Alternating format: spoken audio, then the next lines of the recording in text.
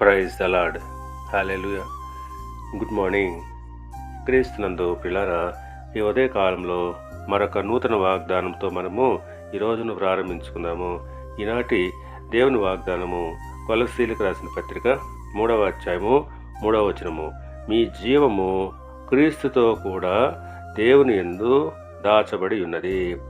ప్రియులారా, దేవుడు అనుగ్రహించే ఆ నూతనమైన జీవము క్రీస్తులో దాచబడి ఉన్నది.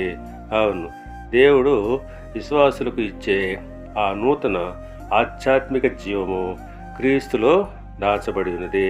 దానిని ఎవరు నాశనము చేయలేరు, అపహరింపలేరు. యోహాను సువార్త 10వ అధ్యాయము 28వ వచనం ప్రకారంగా, నేను వాటికి నిత్య జీవము నిచ్చుచున్నాను కనుక అవి ఎన్నటికి నశింపవు, ఎవడును వాటిని నా చేతిలో నుండి అపహరింపడు.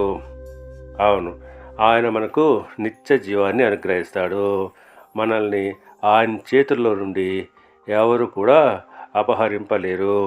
కనుక ప్రియులారా, మీకు జీవమై ఉన్న క్రీస్తు ప్రత్యక్షమైనప్పుడు మీరును ఆయనతో కూడా మహిమయందు ప్రత్యక్షపరచబడుదురు.